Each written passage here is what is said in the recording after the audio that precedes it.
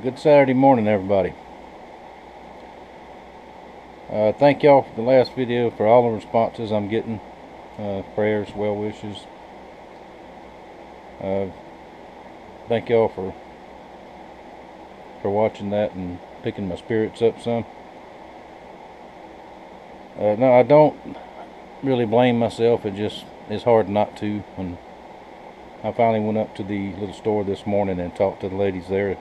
One of them was actually working when it happened. They told me what happened, and it wasn't a big semi truck. It was a large truck carrying a construction trailer that blew through the red light there at the worst intersection in the county, has been for years. With all the extra traffic, with the bridge out in Pensacola, everybody's having a detour. A lot of people are using that highway, and I can't count how many people has been killed there over the last 20 years since the population boom exploded out here. Anyway, nothing I could have done about it, I guess. And he would not want me to mope around here, be sad, just sit around the house.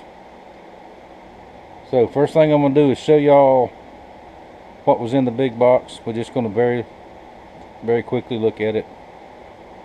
And there's a backstory to that too.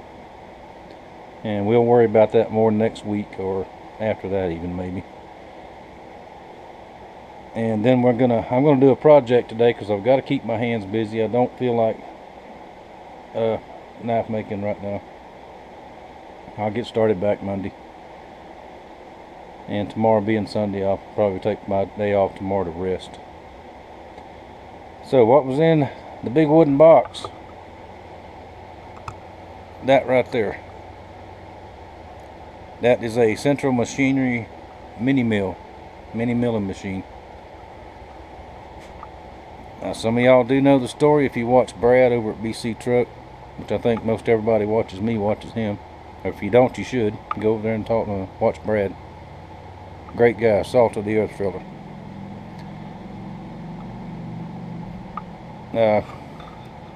When it finally got unboxed, it appeared it had been dropped on its side, because this adjusts back and forth. This was off to the right, and the motor is broken off of it. There's a little mount that goes in there. Alright, I think just replacing that mount will take care of that. It doesn't appear to be damaged anywhere else. Brad actually sent me a link to a place that I'll link when we get back to this here. It's the little machine shop out in California, and they actually had this piece in stock. It fits about 10 or maybe 12 models of this type of machine. And I did some more research and found out that almost all of these mini mills are made in the same factory. Some say Grizzly, some say Sego, something like that. Some are Central Machinery. They're all basically the same, with just a few minor differences on some of them. But we'll get to that later. He was actually coming over here to help me try to fabricate a mount for that, so I don't want to fool with that right now either. I just thought I'd show y'all what was in the box, for those that didn't know. Now, another thing that Scott and I talked about on a number of occasions. Every time we'd go to fabricating something and need nuts and bolts, which I've got nuts and bolts and parts and pieces and junk, it is so hard to get to this unorganized mess on this rack over here. We talked about taking this can rack and turning it this way on this wall, and I got to put my desk somewhere because that's going in my new office one of these days. So, to keep my mind occupied and do something that he'd be proud of, that's what I'm going to do today. And because I've still got a problem with my clamps, I don't know where to put them, but I can make me a rack over here once I move that. Anyway, I'm just going to work on it throughout today. Take my time, and I will show y'all about halfway through, and then I'll show y'all what it looks like in the end. Alright, about halfway through the day, about halfway done. Got everything cleaned up. Got a fresh coat of paint on everything. Now it's time to put the can rack back in. I'm going to take it outside and I'm going to paint it too, but I'm going to spray paint it so it'll be dry really quickly. Then I will turn to the monstrosity of a mess right there. I'm not going to clean out all the cans today. I'm just going to put them back on there. I'll blow the dust off of them maybe with the air hose. There we go. I'm just tooling right along here. Just watched BC truck and Mrs. truck eat a duck egg. That was pretty cool.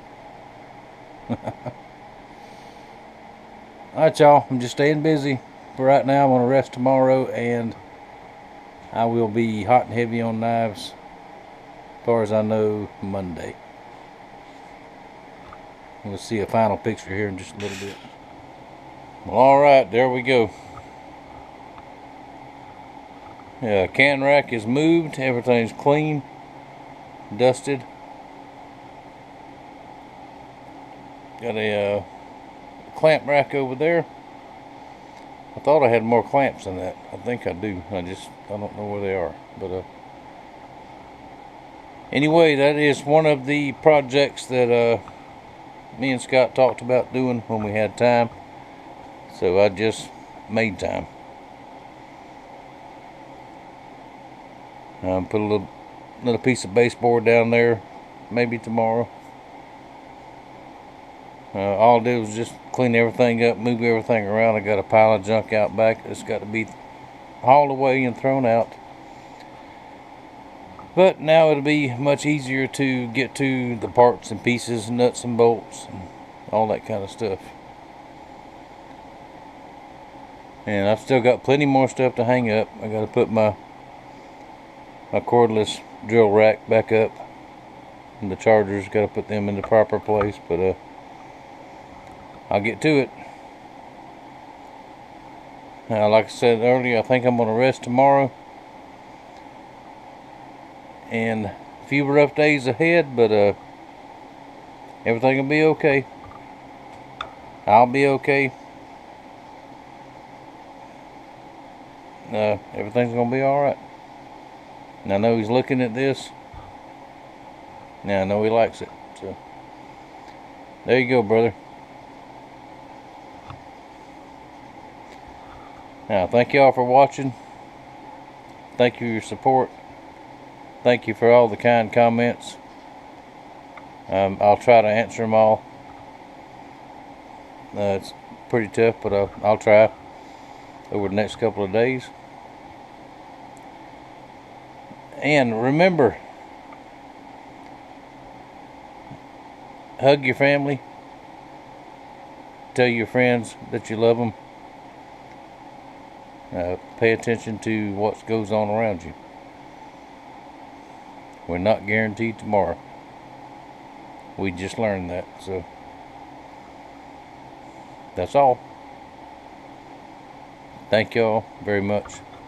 And I'll see y'all next week.